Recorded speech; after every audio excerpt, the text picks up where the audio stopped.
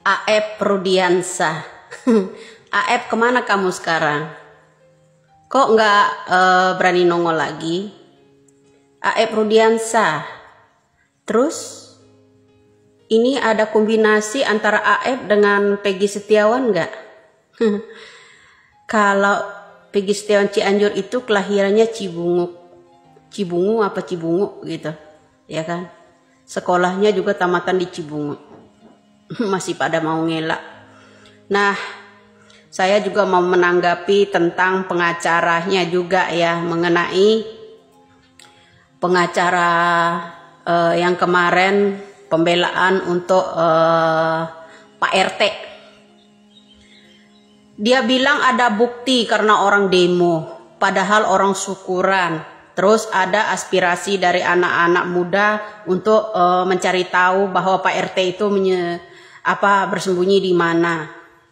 Nah, terus bilang karena alasan si pengacara karena di demo. Ngebohong banget tuh orang ya. Membelain inilah orang-orang kok masih dibelain aja, yang salah masih dibelain ya. Udah tahu Pimbini perencanaan dibelain. Ya kan? Tapi begitulah kalau orang kecil kan, tumpul. Sedangkan Bapak Presiden aja cuma nonton doang kan. Kemana Bapak Presidennya? Nonton kan kasus ini, persidangan seperti apa, ini kasusnya seperti apa, nonton. Kasus ini sejak Bapak Jokowi sudah menjabat 2016 lalu, belum terselesaikan sampai sekarang. Seorang perempuan pula, hak seorang perempuan, hak asasi manusianya di mana? Ya kan? Kasus pelecehannya, pembunuhannya belum ada yang terungkap. Sementara orang-orang di Indonesia berdebat dari Sabang sampai Merauke, ya kan? Pengacaranya pun juga begitu, membela orang-orang yang menyembunyikan kesalahan, ya kan? Menyembunyikan sesuatu. Yang saya heran ini Bupati mantan Bupati Cirebon itu punya satu lagi perempuan nggak sih? Kok sama yang namanya Ibu Ayu juga jarang, ya kan? Harusnya dikorek semua itu. Terus bahan penggugatan si Elsa juga ya, bahan pengelaan untuk Pak RT-nya dibilang katanya ada demo, padahal bukan demo. Pengakuan Elsa Sharif pada saat itu katanya sidangnya terbuka. Padahal saksi banyak 10 orang itu tertutup. Tidak tahu mereka memutuskannya seperti apa. Jadi kebohongan udah jelas di situ, Elsa Sharif masih ngotot aja. Ya kan?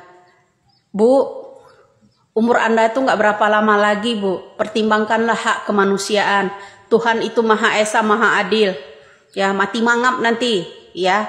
Jangan banyak bohong.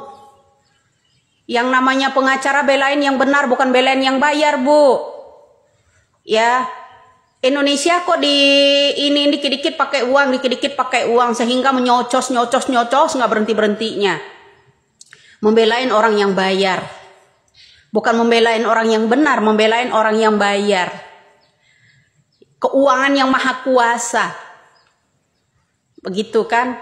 Ya, berdebat juga dengan yang namanya Bapak Susno Duaji juga sama, ngotot aja. Ya maklum lah, ya kita tahu sebelumnya Ibu kan membela juga bandar kan. Ya sebagai pengacara seorang bandar dulu kan. Nah, jadi udah nggak heran. Ya kan? Nah, mana yang satu lagi pengacara nggak bunyi lagi. Sibuk cari panggung di atas derita yang namanya Peggy Setiawan selama ini. Ya, mencari panggung. Mencari suara, seakan-akan dia itu berperannya membela rakyat. Ya kan, mencari panggung untuk dia berpolitik di atas deritanya kasusnya Pina, di atas deritanya Peggy Setiawan Kuli Bangunan, di atas deritanya almarhumah Vina.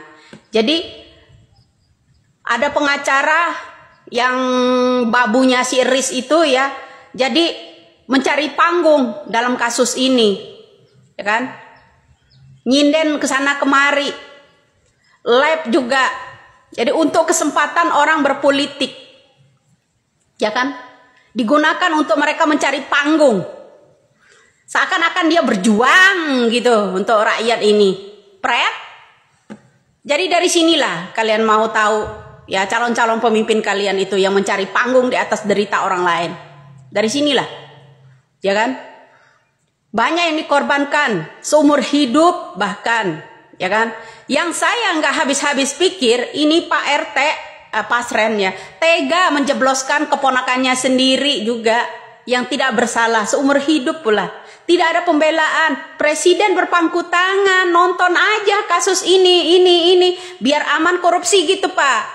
Ya kan? Jadi orang dalam kasus ini ribut berdebatan situ sini, jadi aman, nggak ada yang bahas korupsi kan? Ya kan? Begitu kan Pak Presiden? Nah jadi apa daya rakyat kecil tidak bisa apa-apa, ditonton aja begitu.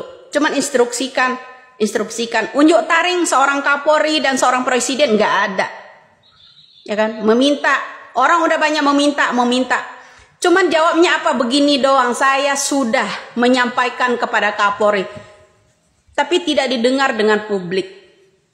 Tidak dilihatkan ke publik. Indonesia ingin secara terbuka, transparan. Ya kan? Apakah ini kasus ini juga ya kan untuk menutupi korupsi juga? Dibuat mencari panggung seseorang calon wali kota, gubernur dan lain-lain. Ya kan? Sementara Bapak Jokowi ada perdebatan, ada persidangan seperti ini ya, berdebat sana sini. Yang satu orang udah tidak aktif lagi dalam jabatannya. Ya, terus berbusa-busa membela orang-orang yang ingin menjaga marwah Polri karena dia cinta dengan Polri. Sementara presiden dan Kapolrinya diam, melihat ya dari TV bisa dari HP. Ya, mungkin tersenyum kali pemimpin kita melihat keadaan seperti ini. Ya kan? Itu yang saya nggak habis pikir.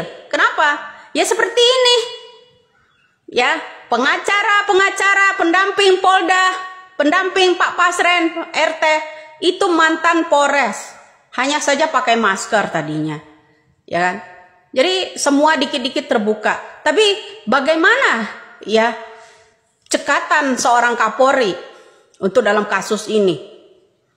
Bagaimana cekatan seorang presiden dalam kasus ini? Apakah sengaja ini dibuat seperti ini agar rakyat Indonesia ini tidak mengungkit masalah korupsi? Ya. Atau sengaja diungkap kembali seperti ini karena masalah pemilihan umum tidak ramai lagi orang masalah penggelembungan suara. Seperti itu. Ya kan? Yang satu pengacara, yang satu lagi seorang calon gubernur, calon wali kota membuat panggung ya di dalam derita seorang terpidana. Ada yang seumur hidup, ada yang lagi direbutkan. Di mana keadilan buat rakyat kecil ini, Pak Presiden, Pak Kapolri? Di mana? Apa ini disengaja agar menutupi segala korupsi ini atau segala korupsi masalah keuangan pemilu? Atau segala korupsi masalah bansos? Atau masalah penggelembungan suara rakyat ini, atau masalah dirubahnya undang-undang tentang umur seorang pencalonan. Ini yang diinginkan presiden. Apa nggak boleh kami rakyat ini bicara Pak seperti ini? Mempertanyakan hal-hal ini kepada pemimpin kita? Nggak boleh. Terus harus diintimidasi gitu. Ya kan? Orang yang mengatakan hal-hal ini, pertanyaan-pertanyaan ini belum pernah dilihatkan ke publik ini, salah kami menanyakan hal-hal yang seperti ini. Permainan-permainan pemerintah seperti ini, permainan-permainan pejabat seperti ini, diperlihatkan dalam generasi muda saat ini. Diajarkan semua rakyat kecil, rakyat menengah ke bawah, ke atas itu berbohong. Semua pada dilindungi. Di mana keadilan seorang presiden melindungi rakyatnya? Di mana? Saya tanya, di mana keadilan seorang presiden katanya mempertaruhkan jiwa raganya untuk rakyat?